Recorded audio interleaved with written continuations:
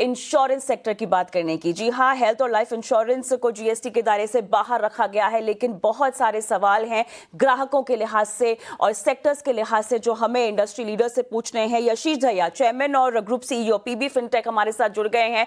यशीश, morning, स्वागत है आपका, धन्यवाद हमें अपना समय देने के लिए।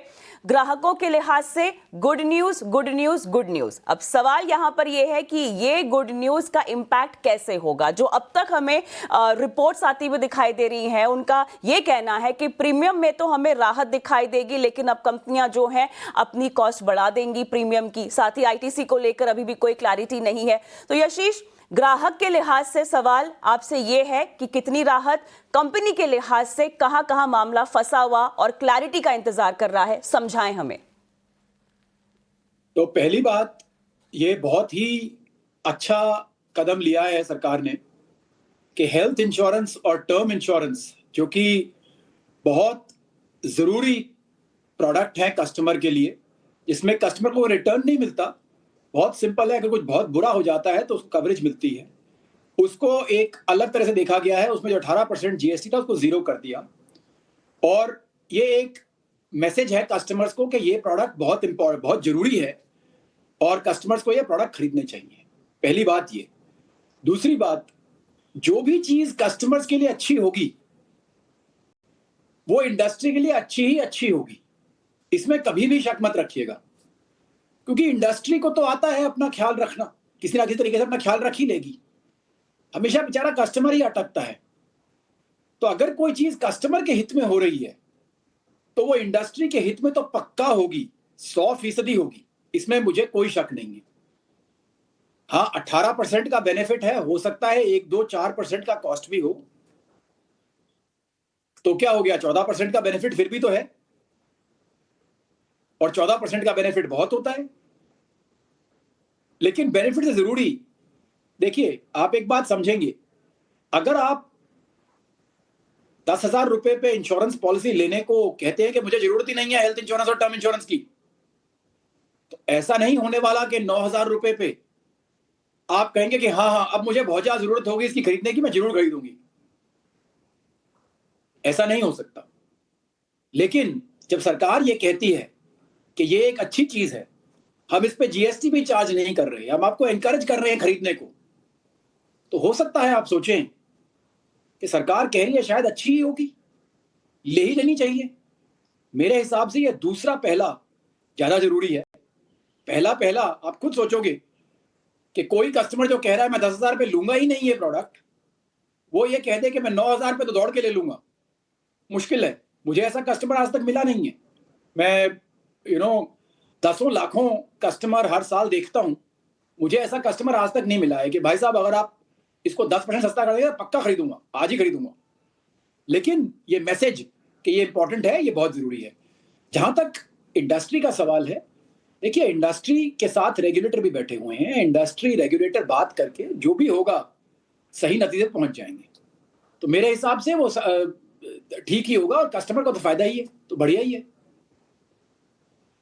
यशीश, एक चीज़ मैं समझना चाहूँगा, प्रशांत बात कर रहा हूँ, मतलब जिस चीज़ की आप बात कर रहे हैं और आपने बहुत ही बेहतर उदाहरण के साथ भी समझाया, हमेशा एक डिमांड वाली जो बात रही है वो ख़ास तौर पे जिस सेगमेंट में आप डील करते हैं उसमें यही रही है कि हमेशा ये एक पुश प्रोडक्ट रहा है, मतलब जैसा आप भी एग्जांपल दे रहे हैं। मतलब इसकी वजह क्या देखते हैं, कोर वजह क्या देखते हैं कि शायद इसकी बहुत सिंपल वजह है।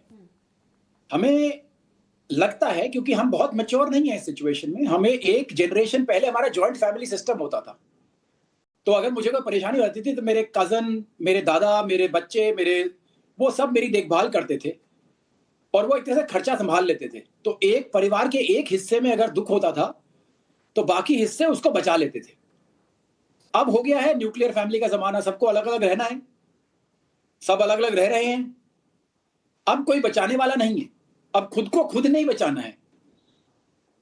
तो लोग ये सोचते हैं कि उन्हें कुछ नहीं होने वाला। दिन मैं देख रहा था कल, लोग लोन ले रहे हैं छुट्टी पे जाने के लिए, लेकिन हेल्थ इंश्योरेंस नहीं ले रहे, लाइफ इंश्योरेंस नहीं ले रहे।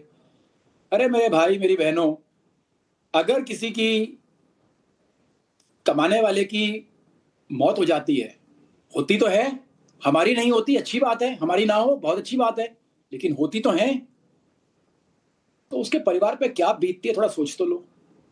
जब एक बार हॉस्पिटल जाना पड़ता है और 5 लाख, 7 लाख, 10 लाख, 20 लाख का बिल आता है, उसको भरने में जो दुख होता है, और कई बार नहीं कर पाते, जब हॉस्पिटल ट्रीटमेंट रोक देता है कि पैसे नहीं आए, अभी तक अप्रूवल नहीं आया, थोड़ा सा उसके बारे में भी सोच लो।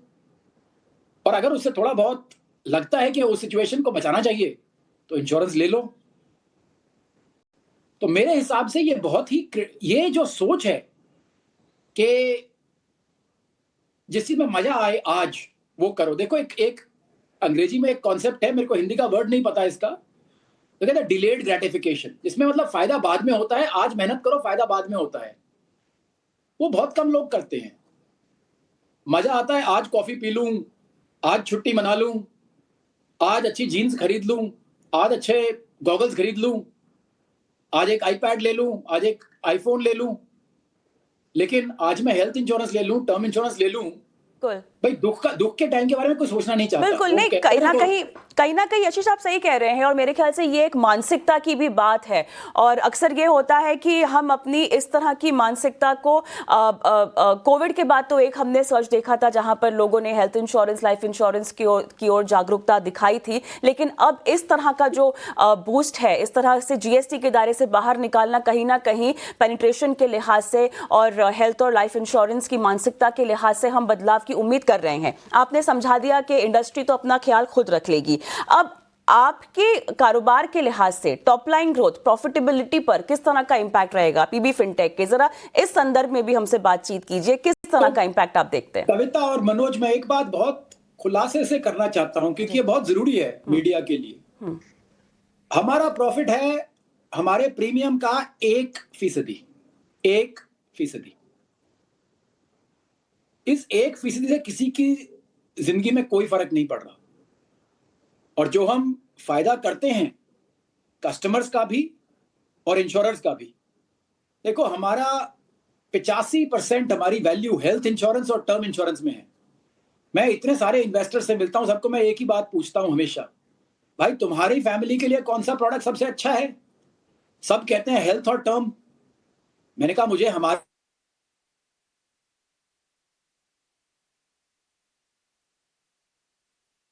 तकनीकी हेल्थ खामियां। और टर्म बेचूंगा, हेल्थ और टर्म बेचूंगा, आपको दूसरा नाम याद नहीं आएगा। और तो एक तरह से हमारे लिए बहुत बड़ी विंडिकेशन कहते हैं इसको, कि 17 साल बाद हमारे ये काम करते हुए एक तरह से सरकार ने इसको मदद दी है कि हाँ भाई हेल्थ और टर्म जरूरी है। तो मेरे हिसाब से ये प्रोडक्ट बहुत ज्यादा जरूरी है। और हमारा जो हम 1% का प्रॉफिट बनाते हैं, 1% का प्रॉफिट बनाते हैं, उसमें भैया किसी का नुकसान नहीं हो रहा, हम सिर्फ फायदा ही कर रहे हैं, कस्टमर का भी और इंश्योरेंस कंपनी का भी। और मेरे ख्याल से हमारा 1% कोई नहीं छीनने वाला। हाँ, लोग कई बार समझते नहीं है कि हम 1% बनाते हैं। ऐसा नहीं है कि हम 50% 50% प्रॉफिट बना के लेके जा रहे हैं। भाई जो कस्टमर का पैसा है वो तो इंश्योरेंस के पास जाता है, हमारे खर्चे लगते हैं, बाकी हमारा 1% बचता है आखिर में। बहुत ही बेहतर तरीके से तमाम बातें बहुत स्पष्ट, और अच्छी बात यह आशीष आप खरी खरी कहते हैं, मतलब जो है वो बहुत बिना किसी लाग लपेट के सामने रख देते हैं। अच्छा लगा आपसे बातचीत करते हुए। उम्मीद यही करते हैं कि थोड़ा उत्साह आए और लोग जो हैं उनका रुझान इस तरफ बढ़े। शुक्रिया अपना कीमती समय देने के लिए। बहुत जरूरी प्रशांत। और मैं जाते जाते एक दोहा कहता जाऊंगा, कबीर का दोहा था, मैंने कभी बचपन पढ़ा था। वो कहते थे कि दुख में सुमरन सब करे, सुख में करे ना कोई, जो सुख में सुमरन करे दुख काहे को होए। इंश्योरेंस ये है क्या? बिल्कुल, शायद इससे अच्छा खरीद लो ताकि दुख के टाइम आए ही। बिल्कुल बिल्कुल। तो ये जो है वही आपको ध्यान रखना है। कुछ चीज़ें जो हैं वो बिना किसी इनविटेशन के आती हैं, और उन्हीं में से हमारे जीवन की विपत्तियां हैं, हमारे हेल्थ इमरजेंसीज हैं, तो वो बहुत ही प्रायोरिटी होनी चाहिए। शुक्रिया आशीष, और आपको ढेर सारी शुभकामनाएं।